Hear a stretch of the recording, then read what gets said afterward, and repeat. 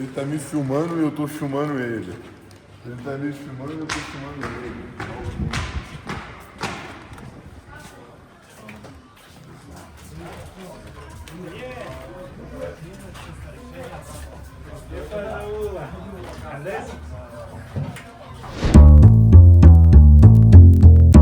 Bagdan, sizni 26-iyul kuni jiddiy bahs kutmoqda. Gorilla Fight Camp nomi ostida mashg'ulot lageri o'tkazmoqdasiz. Tayyorgarlik qanday ketmoqda? Ha, iyul oyida bizni jiddiy jang kutmoqda. Tayyorgarlikning birinchi bosqichi o'zim tug'ilib o'sgan Angrenda, Yangiobod shaharchasida o'tkazilmoqda. Gorilla sabab bu yerda jamoadoshlarim bilan yig'in o'tkaza olmoqdamiz. Reja asosida tayyorgarlik ketmoqda. Yigitlarga ham yig'inimiz ma'qul kelyapti. Buni faoliyatingizdagi eng muhim jang deb hisoblaysizmi? Bilasizmi? Men uchun har bir jang alohida ahamiyatga ega. Ammo hozirda vaziyat shundayki, menda kuchli 10likka kirib olish uchun imkoniyat bor. Bu O'zbekistonda ilk bor bo'ladi va men buni uddalamoqchiman. Xalqaro arenalarda bayrog'imizni ko'tarib, yurtimizni yanada tanitmoqchiman. Buning uchun harakat qilyapmiz, mehnat qilmoqdamiz. Shu sababli ham eng muhim janglarimdan biri. Video снимаю.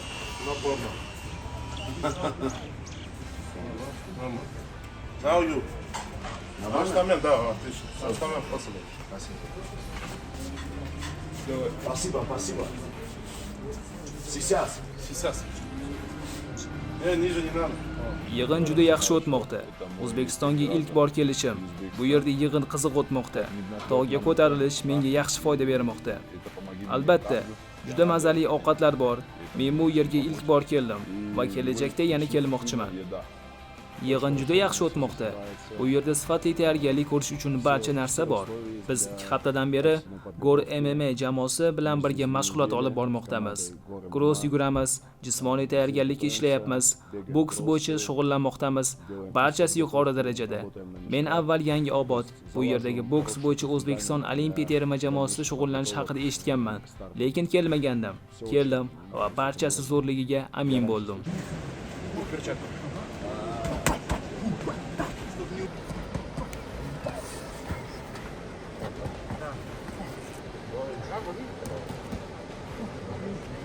Здравствуйте. Спасибо за добро пожаловать. O'zbekistonda ilk bor yig'in tashkil etmoqdamiz. Iqlim ham, ovqatlar ham juda yaxshi. Yaxshi zal ham bor. Bizga barchasi ma'qul kelmoqda. Amaliy yordam bergan uchun Gorillaga rahmat. Yig'in juda yaxshi ketmoqda.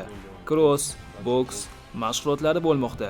Shuningdek, chidamlilikka qaratilgan mashg'ulotlar ham o'tkazilmoqda. Bu yerdan keyingi yig'inni Moskvada o'tkazamiz. U yerda ko'proq sparinglar qilamiz. Bu yerda yuguramiz, cho'milamiz, yeymiz. O'zbek oshxonasi taomlari juda zo'r. Ilk bor bu yerga keldim va barchasi yoqdi. Menga barchasi yoqdi. Bunday ajoyib ekanligini bilmagandim. Bagdan barchasi yuqori saviyada bo'lishini aytgandi, lekin bu yerga kelmagunimcha ishonmagandim. Ammo ayni paytda barcha mamnun. Тогда рост получается правильное соотношение. А когда вот так снимают, вот так, Шо. получается, еще я сделаю, нормально сделаю. Вот Чтобы вы знали, как вообще фотографировать. Bu yerda Bagdan va Walterning UFC'dagi jangiga tayyorgarlik ko'rmoqdamiz. Bu yerda bo'lishdan xursandmiz. Ajoyib tabiat, tog'li joy, rivojlanish uchun imkoniyatlar zo'r.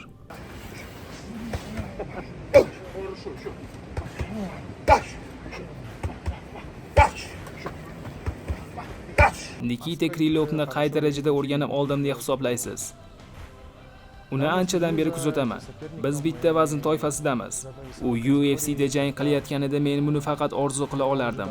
Uning mahorati va tajribasi yuqori. Uning janglarini kuzatib o'zimga xulosa chiqarib olaman. Umid qilamanki, yaxshi jang ko'rsataman. Nikitani nechinchi raundda mag'lub etmoqchisiz? 3 raundlik to'liq jangga tayyorgarlik ko'ryapman. Nokaut haqida o'ylamayapman. Bunday narsalar kutilmaganda sodir bo'ladi. Agar buni rejalashtirsang, barchasi buzilib ketishi mumkin. Men 3 raundlik jangga tayyorman. Asosiysi g'alaba va bu mening asosiy maqsadim. 26-iyul kuni Bagdan Guskov ham jang qiladi. Uning jangi haqida qanday fikrdasiz? Bagdan Guskov birinchi raunddayoq nokaut evaziga yutadi deb o'ylayman. Biz bir-birimizga yordam bermoqdamiz. Men Abu Dabidagi jangda uning burchagida bo'laman.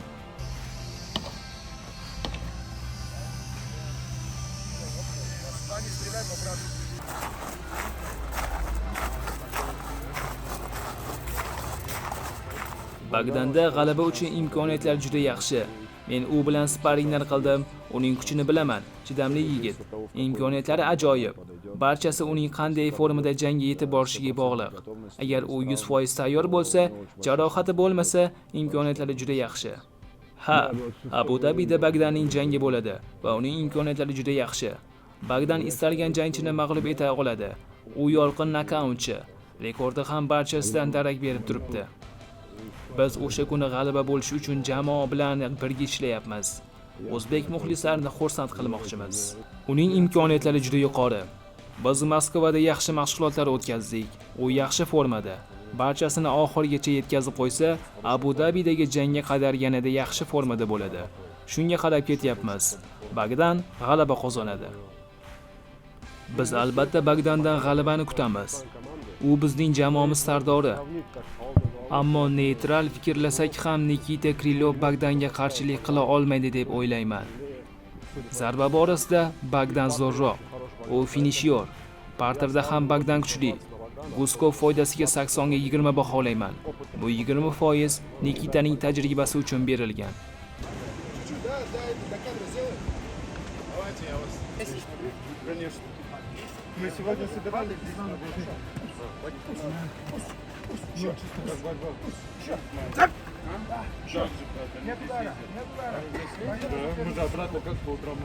U bungacha ham yaxshi formada edi. Shunchaki uni janggacha tayyorlamoqdamiz. Tezkorlik, chidamlilik doimo kerak va asosiy e'tiborni shunga qaratyapmiz. Uning jangi uchun taxminingiz qanday? Faqat va faqat g'alaba.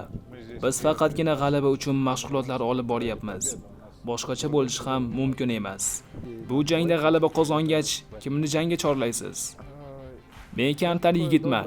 Kimnidir jangga chaqirib o'tirmayman. Menga kimni bersa, o'sha bilan jang qiziq bo'ladi. Top 15 ga kirib olganimdan so'ng, har bir raqibim men uchun qiziqarli chorlov hisoblanadi. Demak, raqib kim bo'lishining ahamiyati yo'q. Asosiysi, bu meni kamarga yaqinlashtirsin.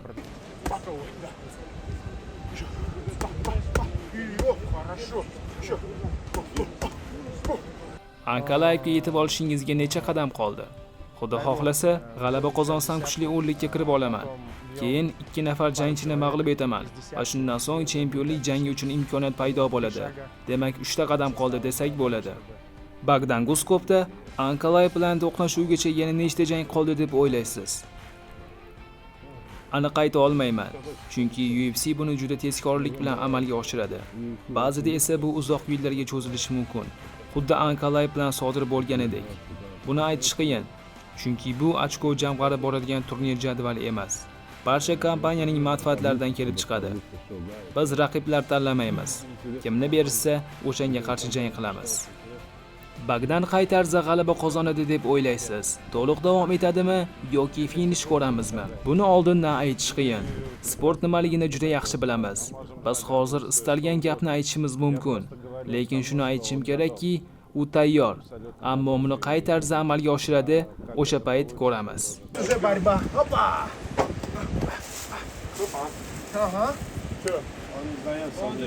Как видите, мы проводим подготовку только с профессиональными и квалифицированными спортсменами.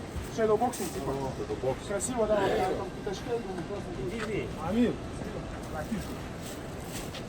Yangioboddagi yig'indan keyin rejalar qanday?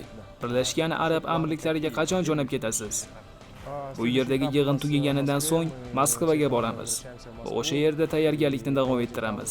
Jangga 2 hafta qolganida Abu Dabiga yetib boramiz va yakuniy tayyorgarlikni olib boramiz. 12-iyul kungi jangga tayyorgarlik qanday ketmoqda? Tayyorlanyapmiz.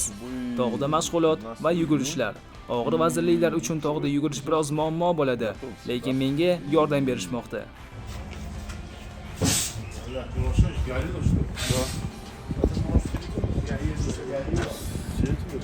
Сними?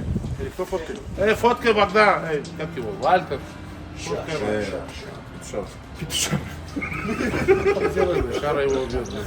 O'zbekistondagi yig'inning aynan qaysi jihatlari sizga ma'qul kelmoqda? Bu yerda barcha mehmondo'st. Hatto notanishlar ham to'xtab siz bilan so'rashishadi. o'z yordamlarini taklif qilishadi. O'zbek oshxonasi taomlari ham juda mazali. Biz joylashgan manzil ham zo'r. Tog' bo'lishiga qaramay juda issiq ham emas. Juda sovuq ham ketmaydi. Menimcha taxminan 2 yildan so'ng ko'plab jamoalar bu yerga yig'in o'tkazish uchun kela boshlaydilar. Bu yer hali to'liq ochib berilmagan manzil. Marketing borasida ish olib borilsa, sharoitlar Tailanddan ham yaxshi ekan. Intizom ham joyida. Jangchilarga xalal beradigan chalg'ituvchi jihatlar ham yo'q. Bu yerda faqat mashg'ulot, ovqatlanish va uyqu. Bir necha yildan so'ng bu yer haqida yana ko'plab odamlar bilib olishadi deb o'ylayman. Navbatdagi rejalaringiz qanday? Hozir yaqin orada jang bor. Biz jamoa bilan birga tayyorgarlik ko'rmoqdamiz. Iyun-iyul oylarida jamoamiz a'zolarining janglari bor. Asosiysi Shara va Bagdanning janglari. O'zim iyun oyi oxirida jang qilaman. Bu 5-jangim bo'ladi. Hozircha 4-0 rekordga egaman. Tayyorgarligim davom etmoqda. Keyin esa UFC ga reja qaratilgan. Navbatdagi jangingiz qachon? Hozircha aniq emas. Biz UFC dan javob kutyapmiz. Shartnoma kutilmoqda. O'zbek ovqatlarini ko'p tanovul qilgach, sizda vazn bilan bog'liq muammolar paydo bo'lmaydimi? Sen ko'p ovqat yesang, ko'p mashg'ulot qilasan. Demak, ko'p ovqat yesak bo'ladi. Qozon kabob, bomba, bu mening muhabbatim. Palov ham umuman boshqacha. Men Moskvada ko'p bora palov yeganman, lekin bu yerdagi palov boshqacha ekan. Bu haqiqiysi. Aynan qaysi ovqat yoqdi? Aynan bugun ham tushlik vaqtida yedik. Biz galupsi deymiz. Bu yerda do'lma deyilar ekan tushunishim bo'yicha. Menga juda yoqdi. Umuman olganda bu bizning Dog'iston oshxonasiga yaqinroq ekan. Siz bilan turnirda Ramazon Temirov ham jang qiladi. Qozog'istonlik raqib bilan jangda uning imkoniyatlarini qanday baholaysiz? Men doimo Ramazonning mahoratini yuqori baholayman. U zarba texnikasining zo'rligi bilan boshqalardan ajralib turadi. Uning murabbiylari ham ajoyib. Tayyorgarlikda barcha mayda jihatlarini ham hisobga olishadi. Kamida chiroyli jang va Ramazonning g'alabasini kutyapman. Nima uchundir janglaringiz juda ko'p bekor bo'ladi. Raqiblar rad javobini berishadi. Bu nima bilan bog'liq? Bu menimcha kurashchilar bilan jang qilishni istamasliklari bilan bog'liq. Kurashchilar chidamli bo'lishadi. Men birinchi va ikkinchi janglarimni zarbachilarga qarshi o'tkazganman. Ikkinchi jangim qo'l jangi bo'yicha jahon chempioniga qarshi bo'lgan. Unga kurash usulini qo'llagandim. Shuning uchun ko'p raqiblarim menga qarshi jang qilishni istashmaydi. So'nggi jangim oldidan 1 oy ichida 5 ta raqib o'zgardi. Ularning har birini o'rganib chiqish kerak bo'ladi. Shunday bo'ldiki, men ularni o'rganmay qo'ydim. Faqatgina 4-5 kun qolgandagina raqib aniq bo'lib ulgurganida uning janglarini ko'rib chiqardim. Raqib berishadimi? Avvaldan o'rganmayman, oxirgi kelib o'rganaman. Chunki raqiblarim ko'p almashadi. Jang oldidan muxlislarga nima va'da bera olasiz? Ularga tilagingiz? Yigitlar, qo'llab-quvvatlayotganingiz uchun barchangizga katta rahmat. Xabarlaringizni ko'raman va ularning barchasiga javob qaytarishga harakat qilaman. Sizlar juda ko'psizlar va bundan juda xursandman. Agar kimgadir javob bera olmasam, mendan xafa bo'lmang. Men avvalgidek o'sha oddiy yigitman. Burnim ko'tarilib ketgani yo'q. Barchangizga rahmat. Bunday qo'llab-quvvatlov orqali men katta motivatsiyaga ega bo'laman.